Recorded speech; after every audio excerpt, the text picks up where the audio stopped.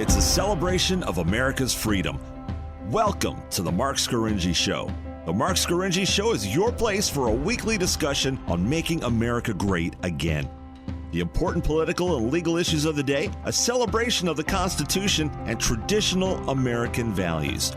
Marc is a practicing attorney, a former senatorial candidate, a Donald J. Trump-endorsed delegate, and a defender of the Constitution. His goal? To put America first. And now, celebrating America's freedoms, here's attorney Marc Scaringi. Well, good afternoon and welcome to the Marc Scaringi Show. This is your place on the dial for constitutional conservatism. This is where we talk about the important political and legal issues of the day from the perspective of putting America first. And if you'd like to follow me on Facebook or YouTube or Twitter, you're welcome to do so. If you'd like to check out some of my columns on Penn Live or some of our show's great merchandise that we have, you can check out the marcscaringishow.com website and take a look. Well, there has been a political hat trick scored by President Donald J. Trump and the Republican Party this past week. Winning, winning, winning. From the Ohio Democratic Caucus fiasco to the glorious State of the Union address to the acquittal in the Senate impeachment trial. In just 3 days, President Donald J. Trump and the Republican Party scored this historic political hat trick that will help propel the president and the Republican Party to victory in 2020. With the caucus disaster in Iowa, the Democratic Party proved it cannot run its own voting system in one small state, let alone the major components of the United States economy that it wishes to run. With the eyes of the nation waiting for the results, no score was put up on the board. Even using the latest technology developed by high-ranking Democratic politicos turned tech entrepreneurs, the system failed. As a result, no Democratic presidential candidate benefited from the big mo that comes from being the declared winner on election night. And even though the president had nothing to do with this, he will benefit from the Democrats' failure. The president, by the way, won the Republican caucuses, easily dismissing his two opponents with 97% of the vote and without any problems in the tabulation of the votes. The results were reported immediately and early that night for the world to see. And then the eyes of the nation then turned from Iowa's state capital to our nation's capital. In his third State of the Union address, the president appeared from the rostrum of the House of Representatives and delivered a speech considered by many on both sides of the aisle to be a home run. In a solemn yet proud voice, the president listed off some of the major accomplishments of his first 3 years in office, from the lowest levels of black and Hispanic unemployment in United States history to the exploding growth in incomes and net worth for lower-income workers. It was like a cascade of high notes leading to the crescendo. This is a blue-collar boom, stated the president.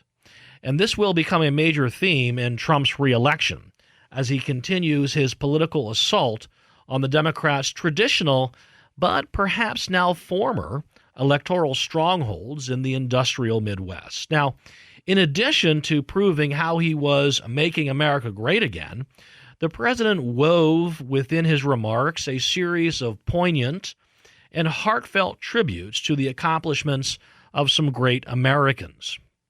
He honored one of the last of those heroic jet fighter pilots, the Tuskegee Airmen, a 100-year-old named Charles McGee, whom the president had promoted to brigadier general earlier in the day. The president also lauded the sacrifice of the young humanitarian worker, Kayla Mueller, who provided relief to those suffering in war-torn Syria until she was imprisoned and murdered by the ISIS leader, al-Baghdadi. With the girl's parents holding up a picture of their beautiful daughter, the president told of how our elite special forces unit that killed al-Baghdadi used her birth date as the mission's code word, and how America's warriors never forgot young Kayla.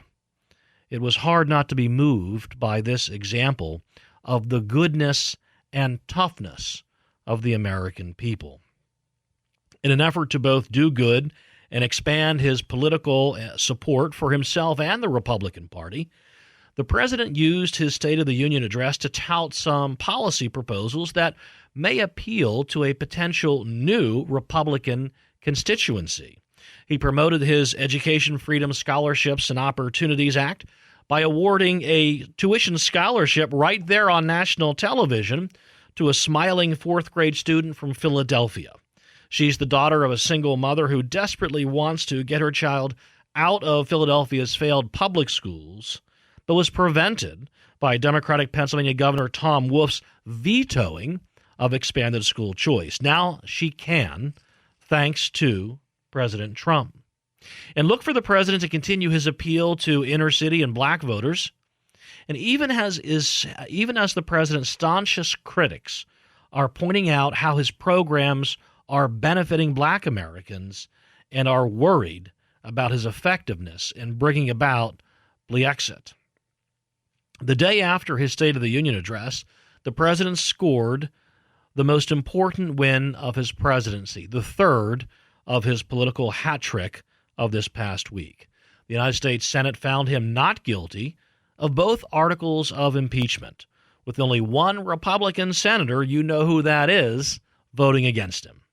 And with his acquittal, the president has delivered perhaps the biggest blow of all to the Democratic Party and revealed the incompetence of Democrats in the House for bringing this half-baked impeachment article charade without having finished their own work to the United States Senate.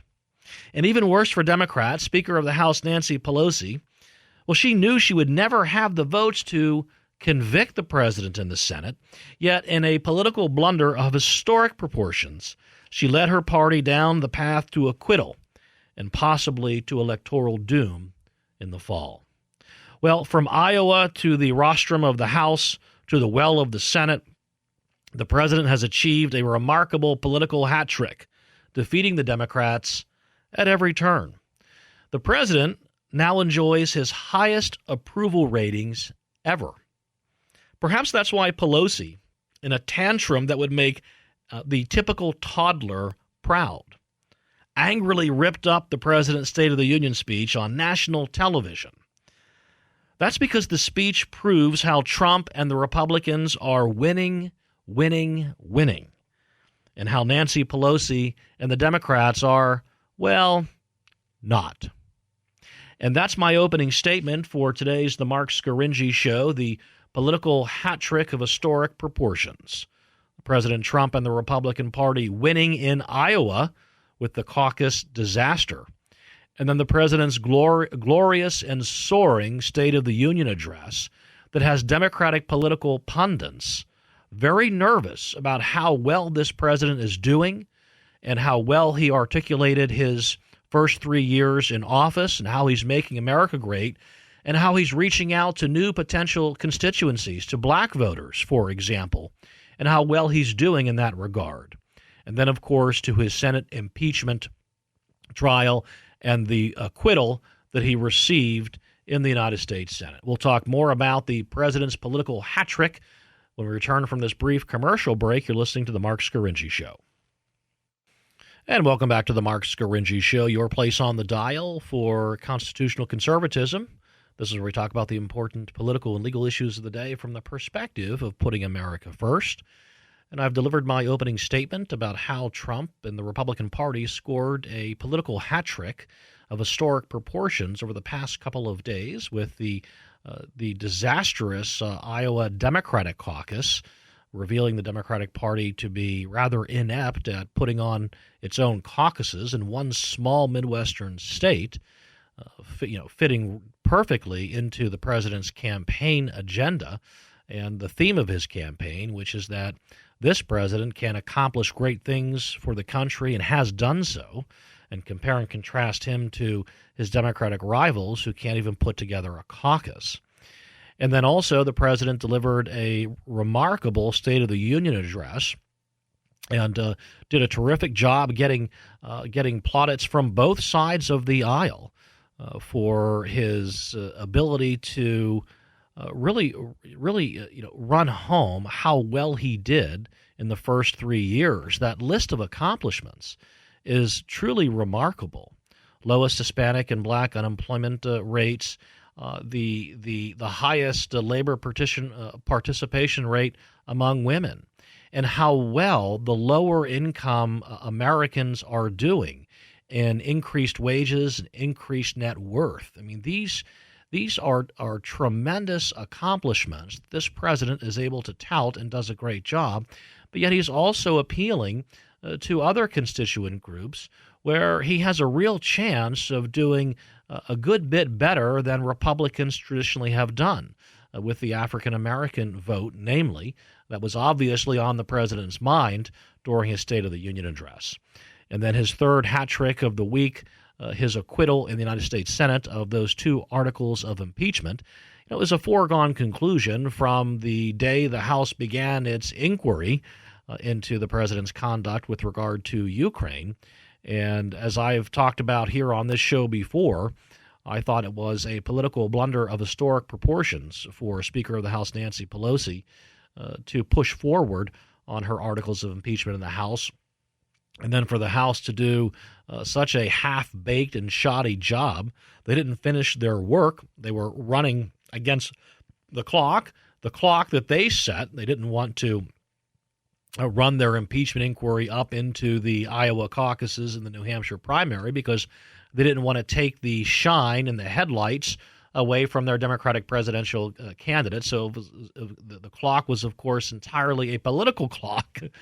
And so they rushed through, did not subpoena the witnesses that they later cried about the Senate not having participate in the Senate trial, John Bolton, Mick Mulvaney, the 2 big ones. So the Democrats rushed through that impeachment vote, bringing it into the United States Senate, giving Republican senators the perfect opportunity to say, you know what, you didn't do the job, you didn't finish your job, and what you've presented to us is insufficient. It's just not enough. It doesn't rise to the level of a high crime or a misdemeanor. And so the president got his acquittal and did that rather historic, you can't really call it a press conference. It was kind of a celebratory party he had in the East Room of the White House just the other day to congratulate himself and his attorneys for the terrific job they did and to blast Nancy Pelosi and the House Democrats and the Senate Democrats, of course. So that's the political hat trick that the president and the Republican Party were able to pull off. I'm interested to know what you think. How do you think the president and the Republicans have done? You're welcome to call in 717-540-0580. That's 717-540-0580. Call in or comment live on Harrisburg 100 Facebook Live or the various Facebook shows we have running. And I'll give you a brief public service announcement, and that is I am running for delegate to the Republican National Convention. I did so back in 2016 with the endorsement of Donald J. Trump, then just a candidate. And I'm running again in the 10th Congressional District, along with some other fine candidates.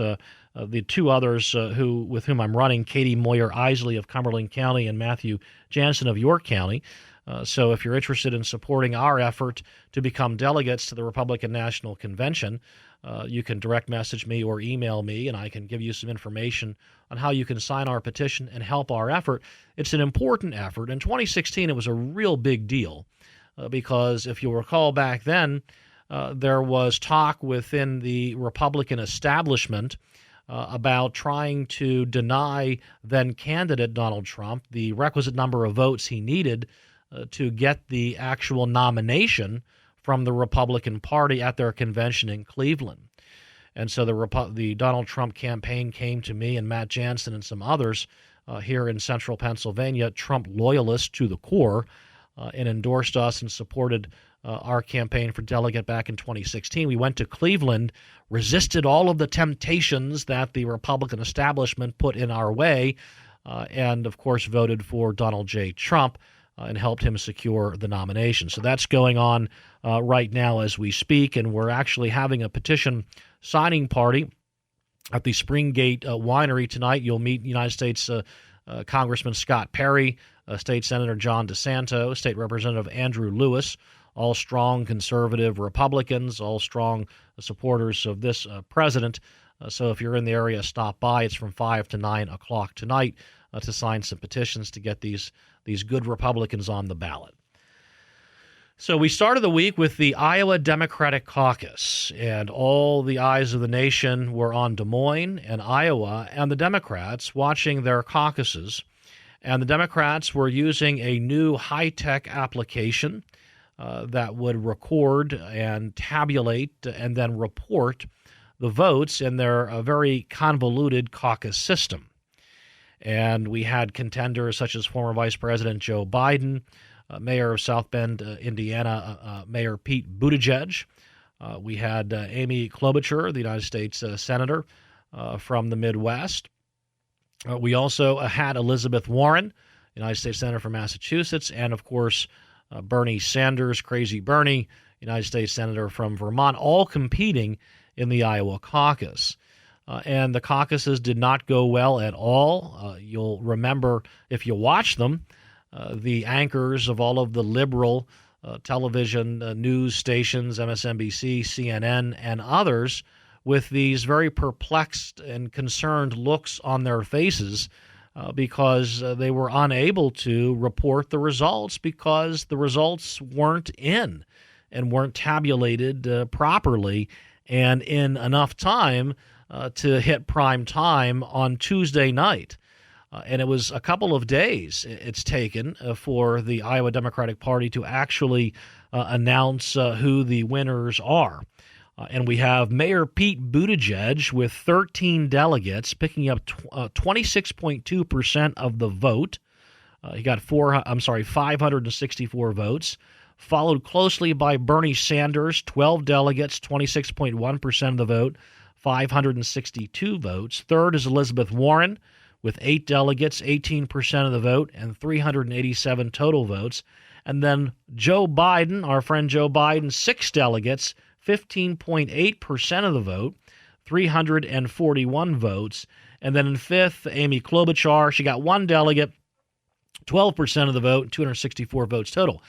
This is a major upset for former Vice President Joe Biden, who's been the front runner in all of the national polls.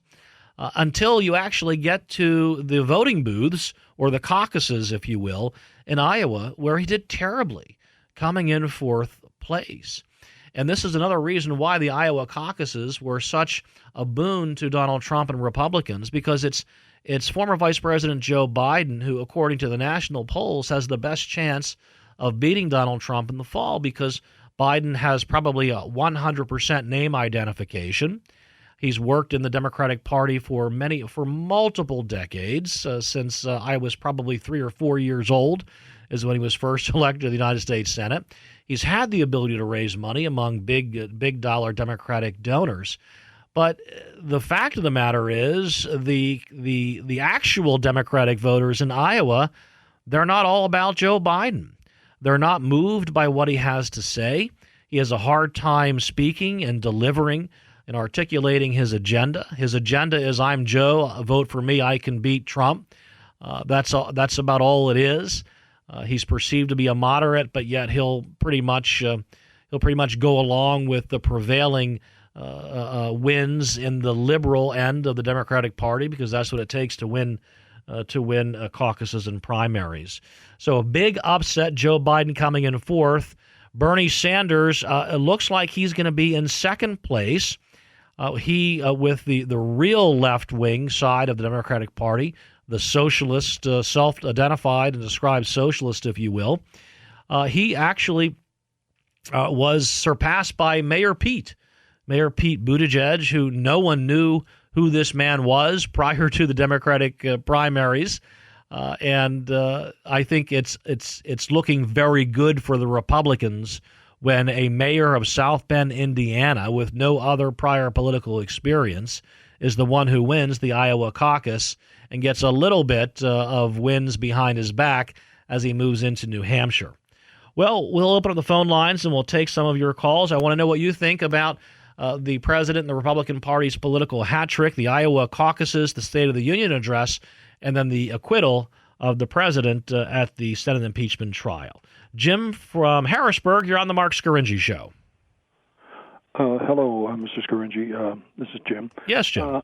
I was wondering what you thought of the prospects of an honest election, presidential election. Everyone seems to be extremely confident that Mr. Trump is going to take it in a walk, but that's how the Democrats felt about Hillary Clinton. And I, for one, have lived long enough to know that I haven't seen an honest election in 50 years. So. Well, that's a great point. And in 2016, you'll recall that the Obama administration, high-ranking members in the Department of Justice and the FBI were doing what they could to try to derail the candidacy of Donald J. Trump. Hopefully, we won't see anything like that within the president's own administration. And some individuals were walked out of the White House yesterday. Alexander Vindman and his brother, who will now be returning to other areas of the federal government. But let's hope that we don't have any more members of the administration who are working to derail this president and to remove this president. You know, Hillary Clinton was always talked about by the punditry and the liberal media as the candidate to beat, and people scoffed at Donald J. Trump having any chance of winning that election. Now, the people who were scoffing were the members of the media who live down in that cocoon in Washington, D.C.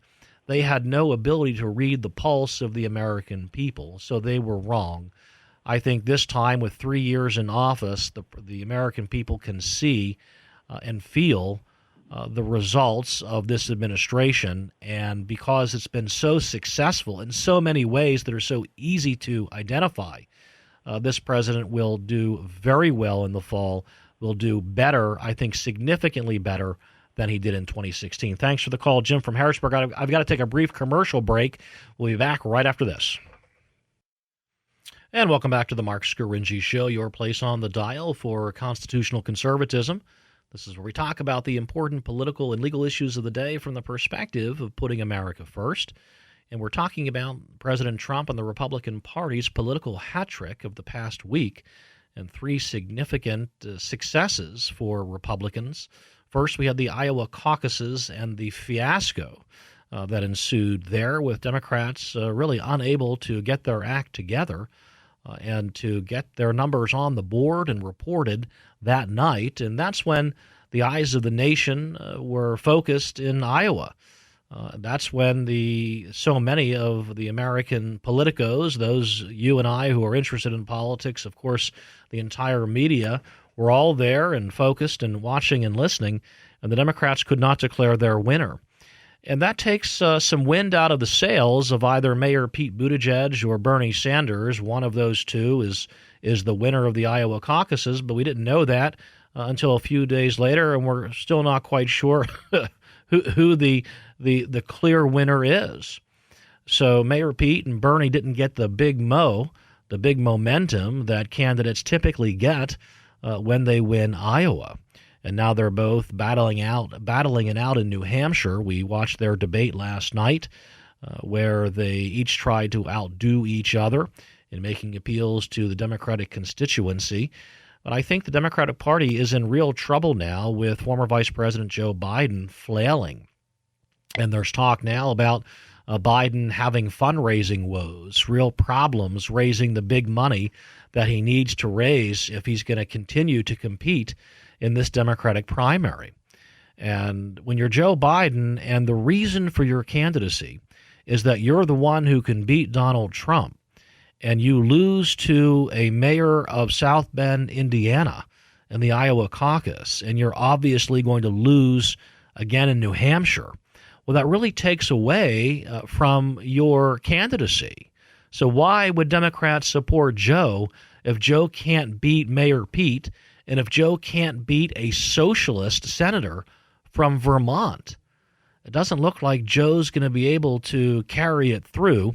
Now, Biden talks about South Carolina as his firewall because for whatever reason, and it boggles my mind, for whatever reason, Joe Biden does very well among black voters in the Democratic Party, which is a little startling to me considering Joe Biden's past and the statements that he's made, where he has lauded and congratulated former segregationist U.S. senators. He's made other comments that where Joe Biden got into politics because he was marching in the civil rights movement. Of course, that's totally false. Joe Biden had nothing to do with the civil rights movement, did not get into politics as the second coming of Martin Luther King Jr. He's made a series of very politically insensitive and strange statements. How he used to lifeguard in the all-black section of the city of Wilmington in the public pool there, and how the little kids in the pool would rub his leg to see the hair on his leg stand up. It was the strangest. I mean, he is the oddest political duck. What comes out of his mouth is sometimes, well, it's always entertaining, but it's always strange and odd and not quite right. And you watch him on the debate stage, he gets flustered.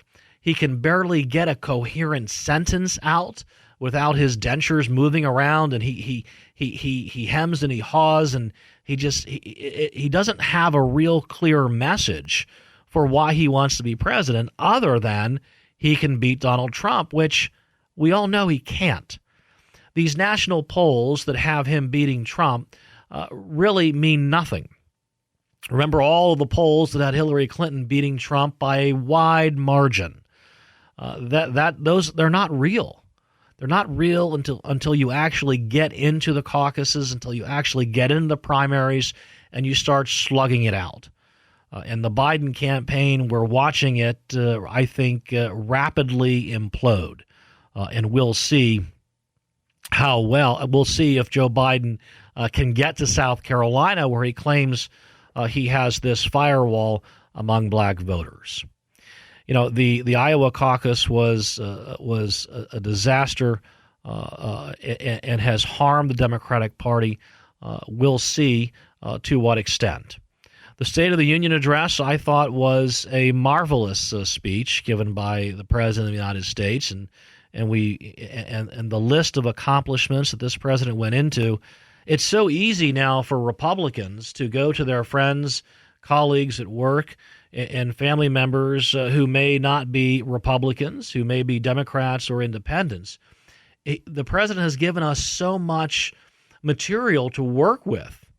We can just go through the string of his accomplishments, and it's all around us. It's for all of us to see, for all of the country and the world to see how well America is doing. The economy is doing much better under Donald Trump than it did under Barack Obama. And President Trump can explain why. President Trump, when he first took office, he ushered through a significant reduction in business taxes, reducing the tax load on the businesses in this country that actually create economic growth, that actually hire the labor force, that put Americans to work. And we've seen a rebirth in economic growth as a result of that. All of the deregulation that President Trump has done, where he's kind of peeling back the ropes that are tying down business and preventing businesses from forming and from growing and expanding. He's done a terrific job reducing regulations. Look at what he's done with the coal industry and removing those Obama-era regulations that were designed. Remember, Barack Obama told us that he was going to shut down the coal industry. And he came up with this plan, this environmental regimen that would make it cost prohibitive for coal mines to continue to stay open and for new mines to be developed. Those were the words of President Barack Obama when he was in office. Trump took office, pulled back the Obama-era regulations on coal, and we've seen coal rebound. We've seen energy prices in America drop rapidly, and they're at very low levels.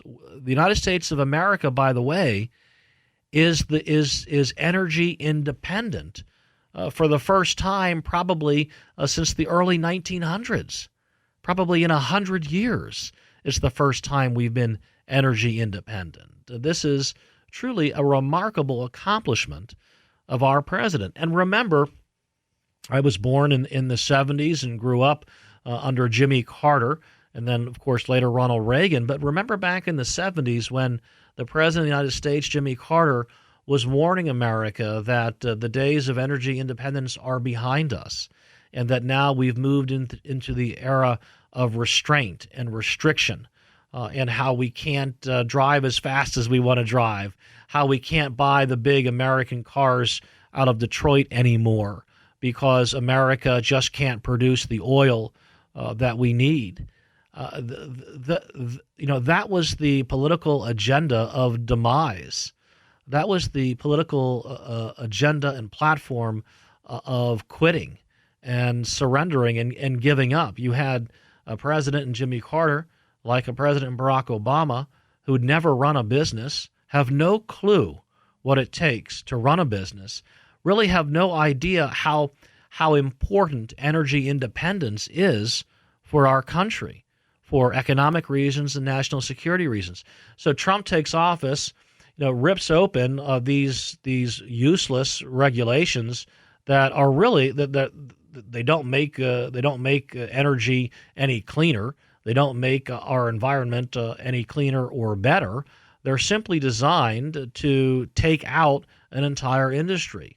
Trump says no way, rolls it back, and America's energy independent again. And these are just a couple of examples where we Republicans can point to as we try to go to our friends and family members and others who may not be on the Trump train, so to speak.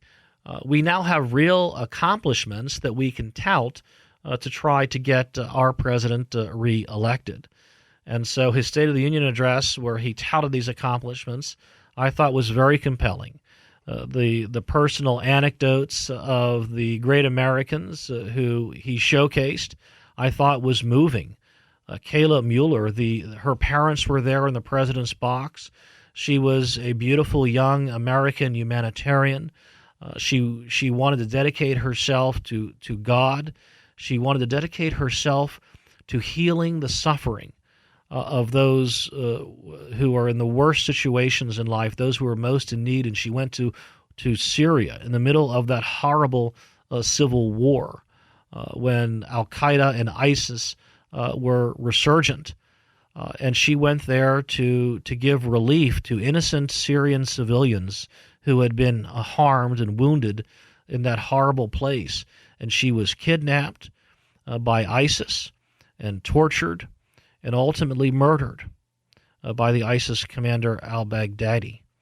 And the president and the parents were there with the picture of their beautiful daughter, and the father beating his chest, and the president reaching out to him and connecting to him and reminding him of our elite special forces and how they went to Syria, how they killed al-Baghdadi, the man who tortured and killed their daughter. And he said that we will never forget, and America will never forget your daughter, and will never forget her sacrifice and the sacrifices of others. That is powerful stuff from our Commander-in-Chief. More about the presidential hat trick when we return from this brief commercial break. You're listening to The Marc Scaringi Show. And welcome back to The Marc Scaringi Show, your place on the dial for constitutional conservatism.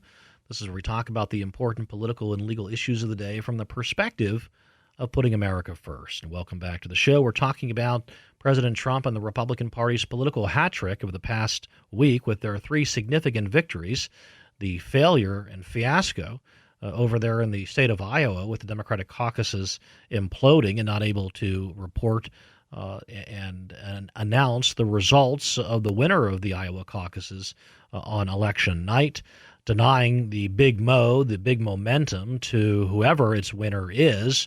It's either Mayor Pete Buttigieg, we now know, or Senator Bernie Sanders. And then off to the nation's capital with the president's glorious and brilliant State of the Union address, where, he really did, I think he really behaved himself, don't you? The Senate was prepared to vote the following day on whether to convict or acquit the president of this fake impeachment. And the president did a very good job of not attacking the senators, of not attacking his judge and jury. But he was somber and solemn, and the tone was right.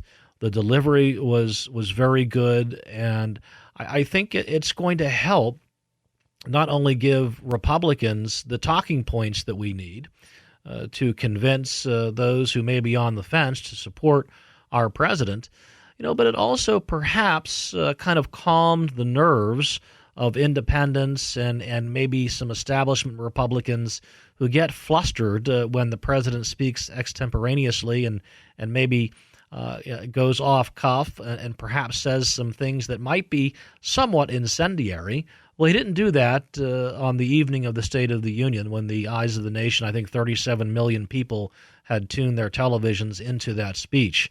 And I think he did a terrific job. Now, the day after the impeachment acquittal vote, he had that celebratory event in the East Room, and he kind of went off and was congratulating himself and his legal team and really pulling no punches against Nancy Pelosi and the Democrats who brought that fake impeachment. And he was going back to the Office of Special Counsel and Bob Mueller, and the FISA court abuses and the FBI agents and Department of Justice officials who really colluded among each other, and first with the Hillary Clinton campaign on the dirty dossier, all of which was a hoax, to try to derail his election in the fall of 2016, and then to have him removed once he won, to have him removed from the office of the presidency. So you can give the president a little bit of room, a little bit of space to gloat and attack as only he can do the day after the Senate voted to acquit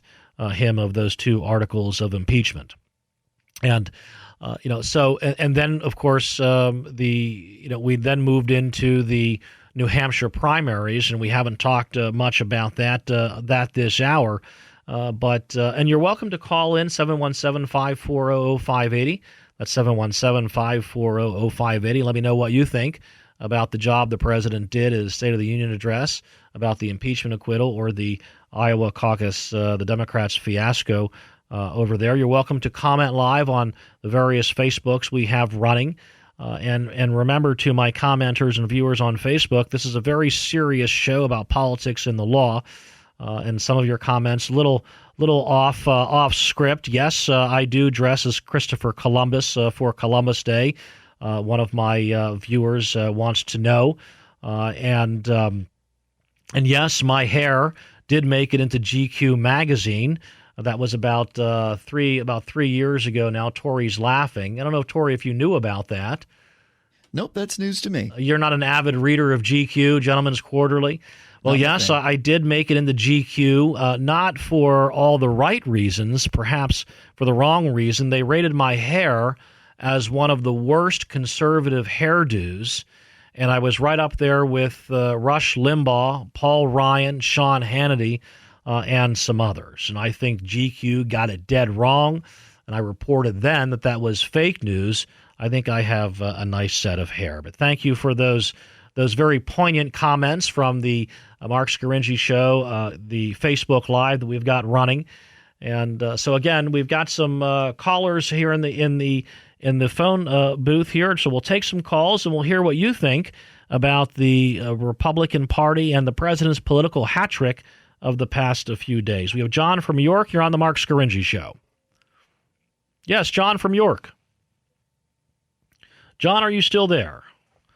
Well, we'll give maybe John. John from York, can you hear us? Oh yes. I thought I cut myself off here. Well, John, you're on from York County, and how do you think the president did in his State of the Union address? Okay, well, I thought he made a lot of good points. I like how he emphasized the low Black and Hispanic unemployment rates. That's a good thing, and how he seemed to be reaching out to Black Americans. And I always kind of thought he was weak on civil and human rights. I hope I'm wrong, Maybe he's not. I can't judge him on that. I don't know. But here's another thing too. The two areas of disagreement I had. Maybe you can set me straight on this. I truly believe that the vast majority of refugees and immigrants are people who are fleeing war, persecution, trying to help their families, it's a life and death matter for a lot of them. And most of them are not criminals. They're not vicious criminals that are going to go out and do terrible things to people. I know some of them in Lancaster, some of the refugees that I met. And Lancaster is a real good city for bringing in refugees. It's one of the leading cities in the nation, I think. And they're wonderful people. Wonderful people, hardworking people who are helping the economy. I wish the president would stress that more instead of mentioning the very few cases where they have gone haywire, there's a few in any group of people that are going to go haywire. I mean, the vast majority of them are good people. And I sort of disagree with his implications that many of them are criminals. That's not true. Well, not true. John, let me respond this way, and then I want to ask you. I want to ask you a follow-up question. Well, sure, go ahead. And we talk about refugees and asylees, and we've had this as a topic on prior shows, and I've written columns about it, and how technically, I mean, if we apply the law correctly, about 99.9% of these refugees and asylees are not refugees or asylees. Fleeing a war-torn country does not qualify one as a refugee or asylee. You have to be fleeing government persecution. Many of them are doing that too, aren't they? I mean, no. On our southern border, I mean, the people from the Triangle in Central and South America, they are leaving their countries because they want a better life for themselves and their children here in the United States of America. Well, and you can't blame them for that. I can blame them when they falsify their asylee applications, because they're claiming that they are being persecuted by their government for political beliefs, religious beliefs, things of that nature. They're not. There are also violent gangs down there that persecute them, I know, and do terrible things to women. Violent gangs aren't the government, and there are violent gangs in Chicago and in Philadelphia and in Pittsburgh and in big cities across the country. Because Guatemala has violent gangs in its country does not mean that every Guatemalan has the right to asylum in the United States. So they're abusing our asylum laws when they falsify those applications. But let's not. We've covered that issue many times. So let me ask you this, John. I assume you did not vote for Donald Trump in 2016. Is that correct? No, I did not. Okay. No. So what will it take? What will it take for you, John of York, who has been rather critical of Trump and the administration, what would it take for you to vote for Donald J. Trump this fall? Boy, I don't know. I still think he's so. I still think he's so weak on human rights and civil rights in areas where I'm very interested. I've been involved with the NAACP for quite a number of years, and I just don't think he's doing enough in those areas to help. Now, I know the black unemployment rate has gone way down. That's good. But I just think he could be much more active in trying to help oppressed groups in our country, minorities, and also refugees and other people who are poor. The poor people in general, poor people in this country, too. The poor people are doing much better under Donald Trump than they were under Barack Obama. So. Well, I don't know. I mean, that's part of his speech when he was talking about how they have the highest wage gains and they have the highest net worth now under the Trump administration. True. Oh, I hope it's true. Now, I didn't agree with Nancy Pelosi tearing up the speech. I thought there were the introductions he made in this speech were good. There was a lot of people he introduced and talked about, and Pelosi's temper tantrum were good. Hey, John, I got to run. I want to take a few more calls. Thanks for calling. Okay. Appreciate that, John from York. Time for one more quick call. Lynn from Elizabethtown. You're on the Marc Scaringi Show. Hi, Mark. Hi, Lynn. You forgot to mention the most important thing about the president's speech. Let's hear it. Rush Limbaugh. Ah, yes. Yes, that was rather moving. Oh, my gosh. You're a big fan of Rush's? Absolutely. You know, it was so. First of all, when he announced Rush and we saw Rush in there, I thought, you know, it's so nice that we conservatives, for once, we get a president to acknowledge one of our heroes. I mean, how many times did we sit through President Barack Obama giving medals of honor to Ellen DeGeneres and to Robert De Niro and people like that? It was breathtaking. It was refreshing to see Rush Limbaugh get that medal. Lynn from Elizabethtown, thanks for calling. It's about all the time I have today. I want to thank you all for listening.